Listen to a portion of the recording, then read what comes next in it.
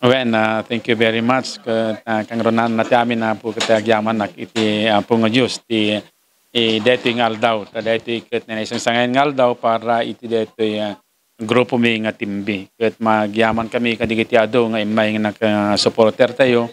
Ket detoy ti mangipakita iti panagayatda iti grupo mi nga timbi.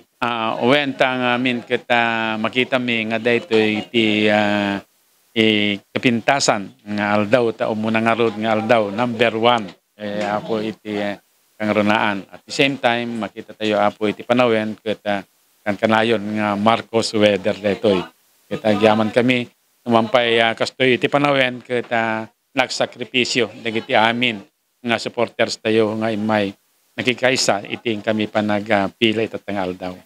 Team B, Team Victory, Team Virgilio, Team Badok, basta kaligkat na sa Wednesday. When dito ket Team Victory at the same time Team B, Virgilio.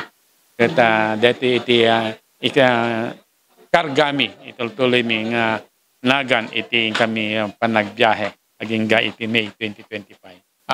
When napintas dapo ni Apo Mayor, ex-Mayor Tom, agad dito ket imay iso na babaen iti pamilya Apo iti Malacañang.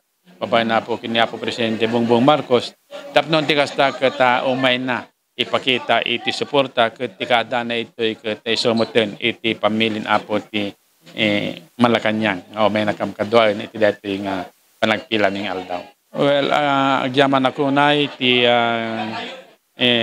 bara iti panang suportayo. Saan lang kada tinumutibiyang no diket di si Bubukel nga team. Ket sapay ko mat agbalegi ken